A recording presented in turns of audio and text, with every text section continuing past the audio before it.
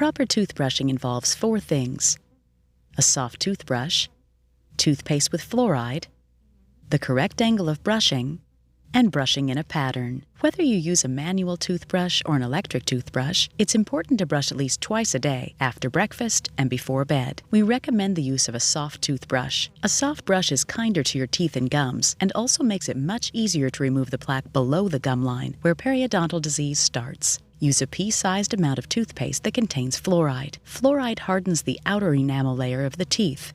It might stop a cavity in its tracks and give you more resistance to future cavities. Angle the bristles of the brush along the gum line at a 45-degree angle and apply firm pressure so the bristles slide under the gum line. Vibrate the brush while you move it in short back and forth strokes and in small circular motions.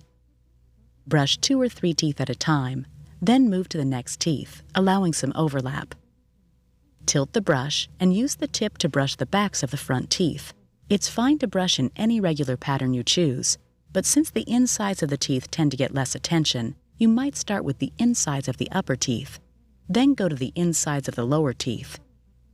Switch to the outsides of the upper teeth, and then the outsides of the lower teeth. Brush the chewing surfaces of the upper teeth, then the lower teeth, and end by gently brushing your tongue and the roof of your mouth. This removes germs and keeps your breath fresh.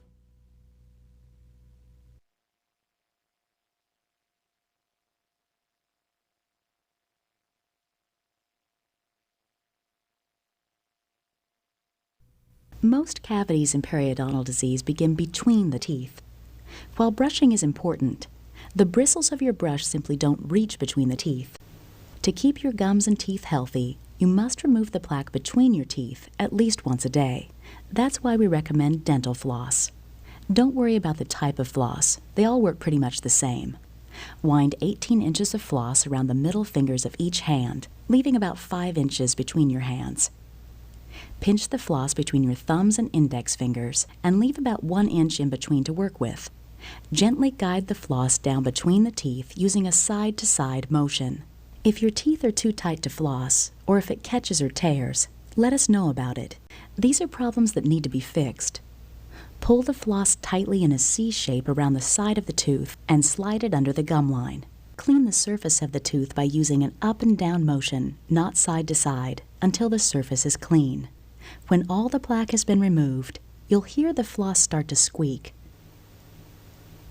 Then pull the floss around the next tooth and repeat the process.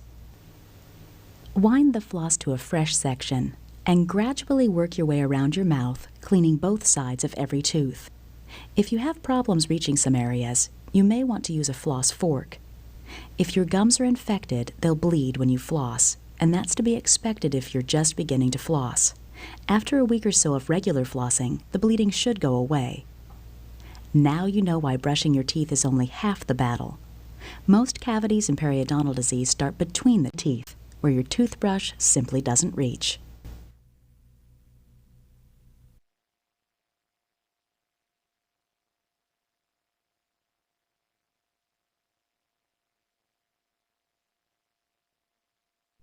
The greatest breakthrough in preventive dentistry in the last 50 years has been the use of fluoride. Almost all water naturally contains some fluoride. About 3/4 of American cities add additional fluoride to the water supply for the prevention of tooth decay. This use of fluoride alone has decreased the cavity rate for school children by 60%. There are many benefits in the use of fluoride for people of all ages. When children are young and their teeth are forming, fluoride joins with the enamel surface and makes it harder and more resistant to decay. The benefits for adults are just as great. Fluoride can help repair an early cavity even before it's become visible in the mouth by rebuilding the enamel layer of the teeth. Fluoride is also helpful in older adults to help solve the problem of root caries or root sensitivity. And fluoride rinses or gels are sometimes prescribed to help eliminate germs that cause gum disease. We recommend fluoride toothpaste for all of our patients. We may also recommend additional sources of fluoride for increased protection. This includes fluoride drops, tablets, or prescription toothpaste. Another highly effective time for fluoride application is immediately following your cleaning in our office. A topical gel is applied with the use of a tray or with a cotton applicator directly on the teeth. Fluoride is an important part of every prevention program. When combined with the good dental habits of brushing and flossing, the number of cavities in children and adults can be dramatically reduced.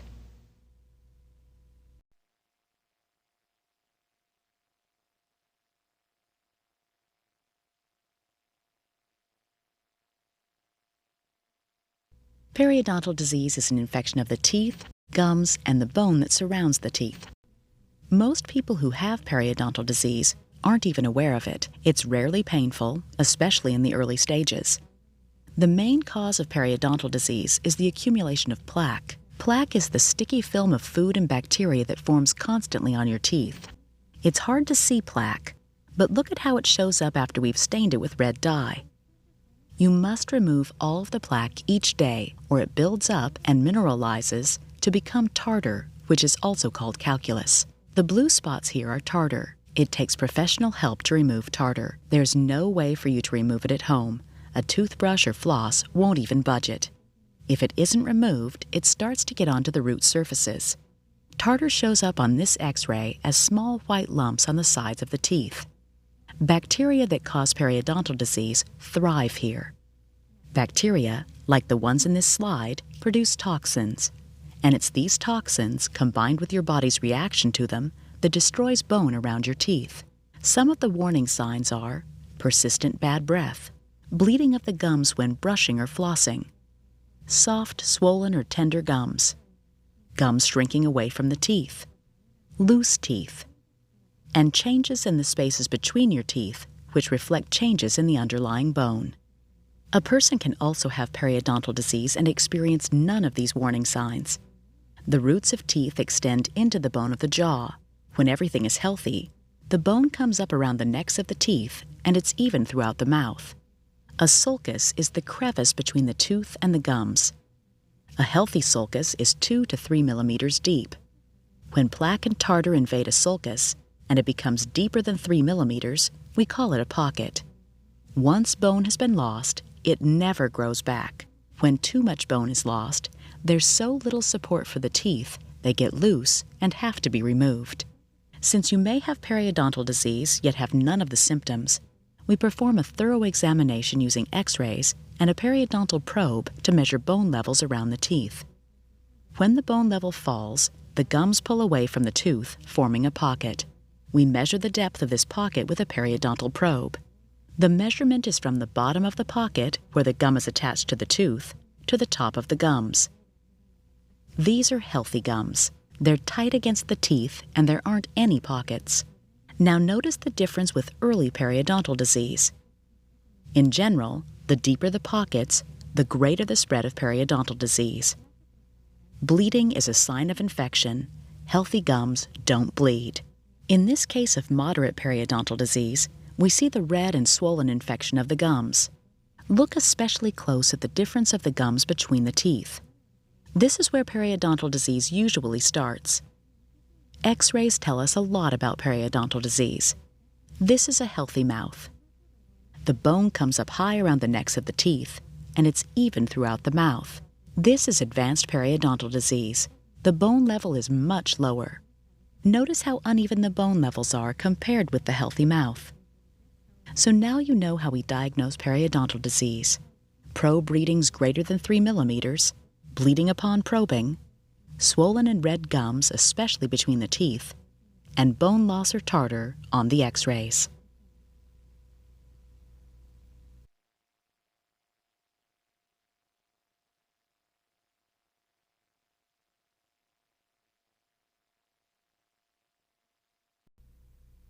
There are 2 reasons why it takes new tools and techniques to clean the plaque off of your teeth when you've lost bone due to periodontal disease. First, in a healthy mouth, the space between the tooth and gums that's called the sulcus is normally 2 to 3 millimeters deep, and that's how far below the gums you can effectively clean with a toothbrush and floss. With periodontal disease, the sulcus deepens. It's now greater than 3 millimeters, and we call it a pocket. The second problem in periodontal disease has to do with the shape of the roots. If there is no periodontal disease, the bone level is high and the gums attach at the necks of the teeth. You can wrap floss around this surface and do a thorough job of keeping plaque off of your teeth. In periodontal disease, the attachment shifts and you lose bone. Now you have root surfaces to contend with too, and they have indentions. Floss stretches across these indentions and can't remove the plaque. Special tools are necessary to reach down beyond the normal 3 millimeters to thoroughly clean the indentions in the sides of the roots in a pocket. Each tool is useful in different areas of your mouth. We'll be happy to work with you to custom tailor a plaque removal program using these special tools and techniques.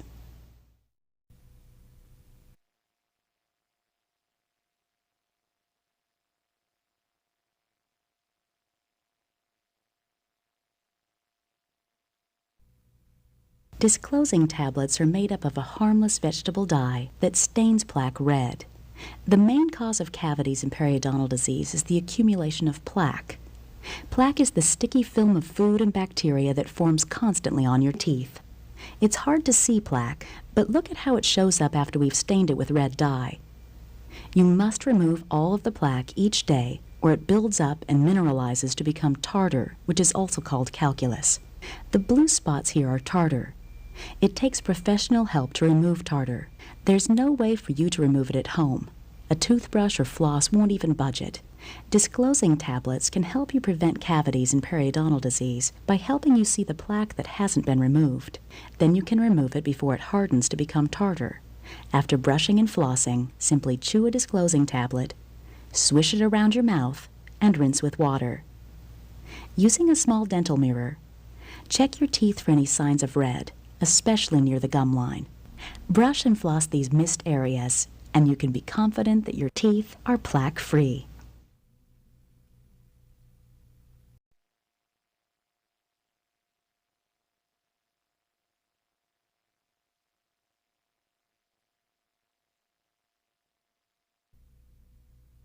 Superfloss and floss threaders are a good way to remove plaque under bridges and braces. This is Superfloss. It has a stiff end that helps to thread it through tight areas. It also has a fuzzy tufted segment that can remove plaque as you floss. Just insert the Superfloss and floss each area like you would normally. This is a floss threader. You put floss through the loop, and then you can pull the floss through tight spots.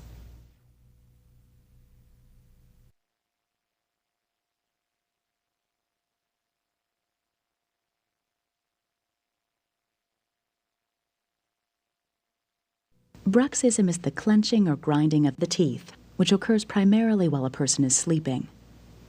The symptoms of bruxism are a sore, tired jaw, difficulty in opening and closing, sensitive teeth, and earaches or pain in your jaw joint. The force on your teeth is many times greater during bruxism than during normal chewing. If left untreated, you may experience flattened or worn down teeth, teeth chipped at the gum line, loose teeth, damage to the bone around your teeth, or damage to your jaw joint, the TMJ. Though all of the causes of grinding are not known, stress is often a factor. There are a variety of stress reduction techniques that may be recommended. Medication may be recommended to temporarily reduce stress or reduce pain and soreness. Spaces, worn teeth, or teeth that are out of alignment may cause grinding and clenching. Crowns, bridges, or other dental restorations can restore your bite and eliminate the pattern of grinding and clenching. One of the most common and effective ways to stop the damage caused by grinding and clenching is the use of a night guard. A night guard is a plastic device that fits over your teeth and is worn at night to protect them from the damage caused by grinding. There are many types and styles of night guards. They may be hard or soft, and they may be worn on the top teeth or the bottom teeth.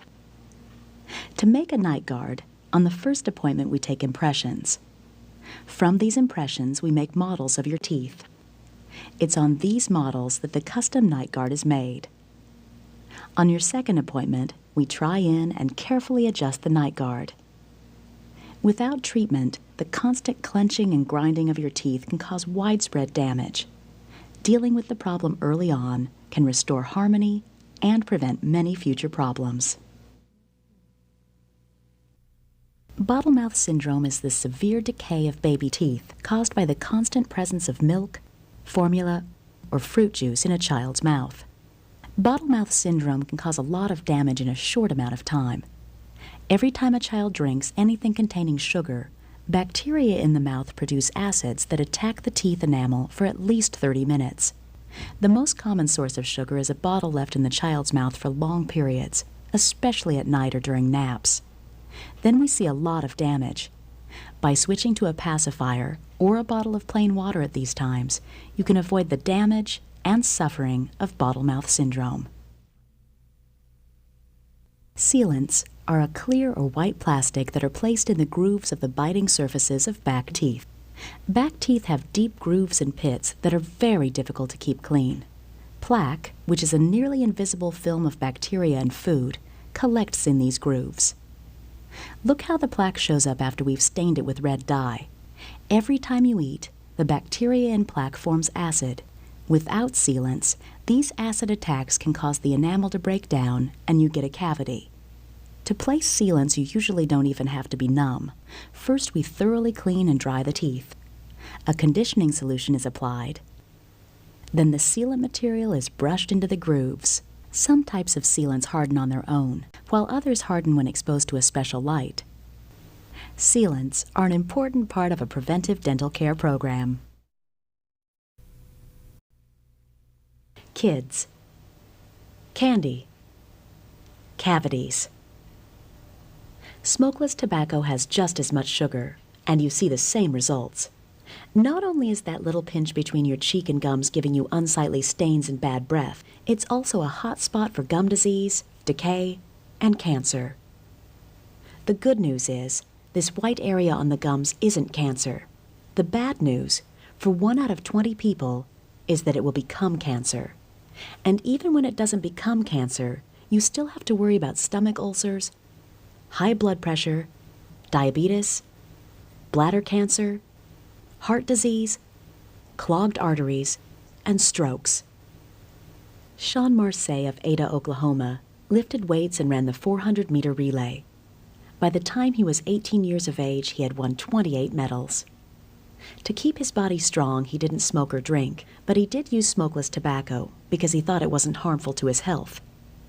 When oral cancer was discovered, part of Sean's tongue was removed, but the cancer spread.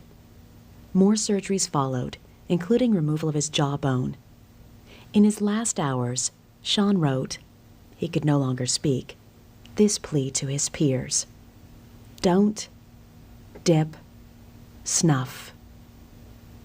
He died at age 19. Tongue piercing seems to be becoming a common form of self-expression. Though the procedure is fairly simple and is normally performed without anesthetic, the consequences can be severe. Because of the risks involved, selecting a place to get your tongue pierced should never be taken lightly. Piercing studios are not regulated or licensed in any way. Currently, anyone can grab a needle and puncture your tongue anywhere using anything, even a needle that may be contaminated with AIDS or hepatitis. You have no guarantees when it comes to sterilization or the piercer's expertise or experience. There's certain things you want to look for. You want somebody who has some experience, somebody you want to be comfortable with, somebody who's going to answer any questions you might have. You want somebody that is going to observe basic health and safety issues like wearing gloves, changing your gloves if you're going to touch something that's sterile after you've touched something that's not sterile. You want to see them throw the needle away after the piercing. They should only be used once. Other risks include infections, swelling, excessive bleeding, or broken teeth that might have to be removed. If the jewelry inserted comes loose, you may also have to deal with an obstructed airway and asphyxiation, or damage to your digestive organs. After marking the site on the tongue, a cork is placed under the tongue to provide support. A needle is used to pierce the tongue, and a barbell-shaped piece of jewelry is secured in place. Instructions for care are given for the healing period, which can range from weeks to months. Even when the procedure is done properly, problems can arise. I had my tongue pierced, but I did have problems with my teeth. I chipped 2 teeth just biting on the ball while I was eating. Another problem I had was the jewelry was rubbing on the bottom of my mouth. Caused a sore and rubbed on the root of one of my teeth and caused an abscess, which eventually led to the loss of my tooth. Because of these many potential problems, the American Dental Association, the National Institute of Health, and the Hepatitis C Foundation are all firmly against tongue piercing. The best advice: don't pierce on a whim. Think it over, ask questions, and thoroughly inspect the studio in advance, making sure that all instruments have been fully sterilized. Periodontal disease is an infection of the teeth, gums, and the bone that surround the teeth. It's caused by specific bacteria that live in the deepening space between the tooth and gum that's called a pocket. The bacteria that cause periodontal disease trigger the body's immune system to produce enzymes, and it's these enzymes that actually cause the bone to be lost. If left untreated, this destruction of supporting bone eventually leads to tooth loss. Periodontal disease is in fact the #1 cause of adult tooth loss. The traditional treatment for periodontal disease has always included a series of steps, starting with the removal of plaque and tartar from the root surfaces. This is called root planing. After healing, the areas are reevaluated, home care techniques are modified, and in severe cases, surgery is recommended. Recent breakthroughs have led to the development of another effective tool in the ongoing fight against periodontal disease. It's called Periostat. This is Periostat. It's taken not for its antibiotic effect, but for its inhibiting effect on the bone-destroying enzymes that are released by the body as a result of periodontal disease. We usually prescribe Periostat for a number of months. It's normally taken twice a day, 1 capsule in the morning and 1 in the evening, about an hour before meals.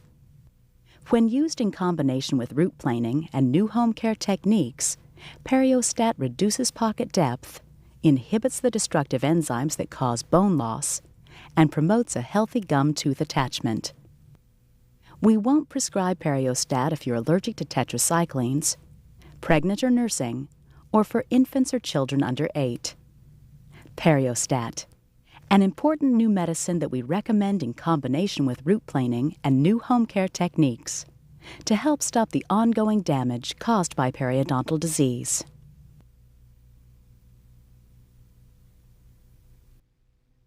Keeping your breath fresh and healthy is an important part of your oral hygiene routine. Bad breath, also known as halitosis, is often easily treatable. There are several causes of bad breath: strong foods like garlic and onions, dry mouth, which can happen if you smoke, are stressed, and with age, various medical conditions, and improper or inconsistent dental home care, which can lead to a buildup of bacteria and periodontal disease.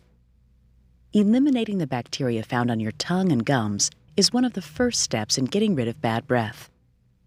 The tongue surface is made up of many tiny fissures. Small particles of food can get trapped in these fissures and begin to decompose. A type of bacteria, called anaerobic bacteria, thrive in these areas where there is little or no oxygen.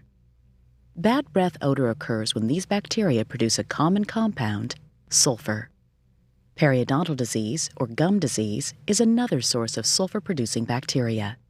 The plaque and tartar that builds up around your teeth and gums create pockets that trap food and bacteria and create an environment where sulfur is produced.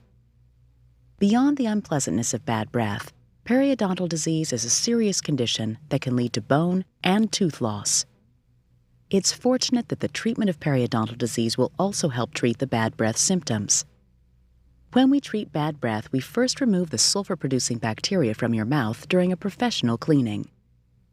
Next, we'll work with you to set up a home care routine that will include daily brushing and flossing, and may also include tongue scraping and an antibacterial rinse. We may suggest several return appointments to monitor your success and fine-tune your efforts. Bad breath is uncomfortable and embarrassing, but the good news is that with the right tools, regular care in our office, and the proper oral care routine, it's reversible. With treatment, you'll notice improvement right away and soon be enjoying fresh breath and a healthier mouth. Because of our commitment to preventive dental care, we recommend a cleaning and checkup every 6 months. By their very nature, most dental problems tend to start small and then go through a rapid growth phase. Gingivitis is reversible, but when it advances to periodontal disease, the bone loss is irreversible. A small cavity can quickly be fixed, but if it grows into the softer inner dentin layer, it can reach the pulp chamber very quickly. And that most likely means a root canal and crown. The list of potentially fast-growing problems goes on and on. Cracked fillings can lead to root canals. A bad bite can contribute to TMJ. And a chipped tooth can lead to a crown. During your regular checkups, we examine the health of your mouth. Measure the bone levels around your teeth. Look for cavities. Check your restorations. Examine your bite. And clean your teeth. Twice-yearly cleanings enable us to keep tartar from accumulating on your teeth. Plaque, which is a sticky film of food and bacteria that forms constantly on your teeth, can harden in as little as 24 hours to become tartar, which is also called calculus. Ideal brushing and flossing can remove all the plaque, but most people aren't able to remove all the plaque every day. The result?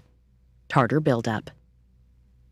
Plaque and tartar buildup are the main cause of periodontal disease. It takes professional help to remove tartar. A toothbrush and floss won't even budge it. The bacteria that cause periodontal disease thrive in tartar. These bacteria and the toxins they produce are the main cause of bone loss and, eventually, tooth loss. Your 6-month exam and cleaning, a critical part of a preventive program. It's the best way for you to eliminate the growth phase of dental problems.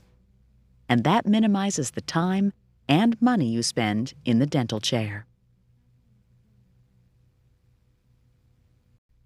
Periodontal disease, an infection of the teeth, gums, and the bone that surround the teeth, is the #1 cause of adult tooth loss. Periodontal disease begins when plaque, the sticky film of food and bacteria, builds up. If the plaque is not removed, it hardens into calculus, also called tartar. The blue spots here are tartar. The buildup of plaque and tartar dramatically increases the number of harmful bacteria in your mouth and can result in deepening spaces between the tooth and gum called pockets. The bacteria also trigger your body's immune system to produce enzymes. It's these enzymes that destroy the bone around your teeth and ultimately leads to tooth loss. To fight periodontal disease, we need to remove the plaque and calculus and reduce the amount of bacteria in the pockets in your mouth. One device that we use to remove calculus from teeth is called an ultrasonic scaler. It consists of a wand with a small scaling tip that produces a soft ultrasonic vibration. The small, quick vibrations in combination with a gentle water flow give us a whole new level of effectiveness in calculus removal. The benefits are increased efficiency of calculus removal, less need for hand removal of stubborn deposits, and the small tips allow more comfortable access to root surfaces. The ultrasonic scaler thoroughly removes calculus while decreasing the number of destructive bacteria from below the gum line. It's an important tool in the prevention and treatment of periodontal disease. As many as 50% of adults have some type of snoring problem. There are many causes of snoring, but some of the most common include excess body weight, use of drugs and alcohol, congestion or swollen tonsils, aging, and apnea. Snoring is the result of the vibration of the soft tissues in your mouth and your throat. While awake, the muscles surrounding these structures tighten, keeping the air passage open. When you're asleep, these soft tissues relax, and your lower jaw and tongue drop back, blocking the opening to your airway. This increases the speed of the air flowing through your airway when you breathe, which causes the soft tissues to vibrate. The sound of those vibrating tissues is what we call snoring. Heavy snoring and delayed breathing of 10 seconds or more may be symptomatic of a more serious condition, sleep apnea, which is frequently associated with hypertension, stroke, and other cardiopulmonary problems. There are several simple things that can help stop snoring: losing weight, avoiding alcohol, use of a humidifier, and the use of nasal strips. For the many people that need additional help and don't want to resort to surgical options, snoring is easily treatable with a customized oral appliance. They come in many types and styles. To make a custom oral appliance, we'll first make impressions of your teeth. From those impressions, we make precise working models of the teeth. It's on these models that we craft the appliance to exactly fit your mouth and teeth. Some oral appliances are made in our office, while others are made with the help of a dental laboratory.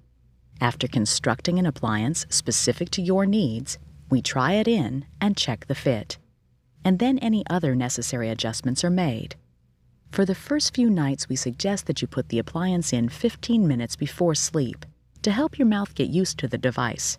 Although some soreness of the jaw muscle is normal for the first few nights, let us know if the appliance is otherwise uncomfortable or is causing you any discomfort so we can adjust the fit. In the morning, after removing it, brush it with toothpaste, rinse, and then store it in the container provided. With a simple device, a customized oral appliance, we can treat your snoring, and you and your loved ones can go back to getting a good night's sleep. Chapter 3: The Kirby Technique for Cool Brushing.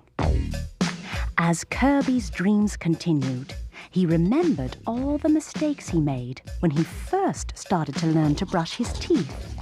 His dental hygienist had said, "Move your toothbrush back and forth, not your head, and don't worry if your ears flop a little. Vibrate the brush and move it in short back and forth strokes, and in small circular motions, not those giant back and forth strokes. Try a lot of different angles of brushing. But this is the one that works the best. Don't use the biggest toothbrush you can find.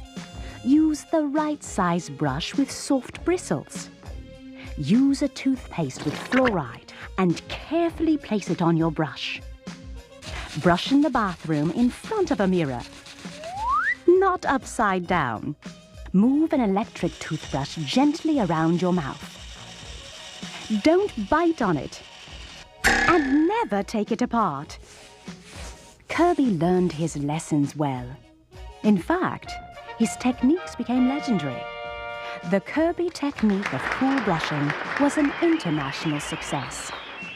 As Kirby talked to people, he would explain, you start with the insides of the upper teeth, then go to the insides of the lower teeth, then the outsides of the upper teeth, and the lower teeth.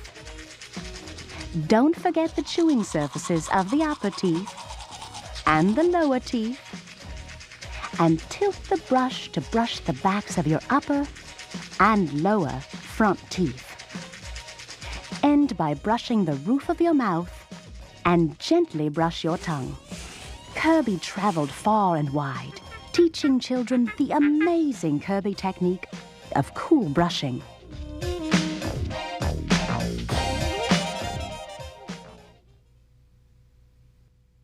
Chapter 4: Flossing is a big deal. Kirby had heard flossing was important. He'd heard it was a big deal. He started flossing every day with very big floss. He soon learned that really big floss was a lot like brushing. It just couldn't get the plaque out from between his teeth. Kirby got very excited when he found smaller floss that worked better. Kirby really liked dental floss. It tasted good and was only a little tricky to handle. As he continued to practice, his flossing kept getting better and better. He soon perfected his flossing technique by using about 18 inches winding it around the middle fingers of his hands, and then carefully pinching the floss between his thumb and first finger, leaving about an inch to work with. He learned to carefully pull the floss in a C shape around each tooth, and then clean the sides of the tooth using an up and down motion. He found it best to occasionally wind the floss to a fresh section, and then he would work his way around his mouth, cleaning both sides of every tooth.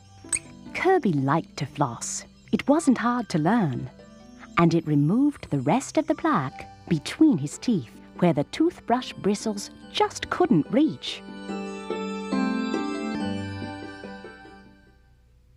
The goal of root planing is to eliminate the source of periodontal infection by removing the plaque, tartar, and bacterial toxins from the root surfaces. Tartar shows up on this X-ray as small white lumps on the sides of the teeth. Routine cleanings remove plaque and calculus from above the gum line. Root planing removes plaque and calculus from below the gum line. To keep you comfortable, we usually numb you before root planing begins. Using instruments like these, we carefully and meticulously plane the root surfaces. Once the source of infection is removed, your gums begin to heal. As they heal, your gums will tighten around your teeth. Home care is the key to keeping this healing going. Since brushing and flossing only go about 3 millimeters below the gum line, something more is needed to clean the deeper pockets of periodontal disease. We'll give you the tools and techniques to do it as part of your treatment. Normally, we spread root planing across several appointments. This way we can check the healing and help you fine-tune your home care efforts.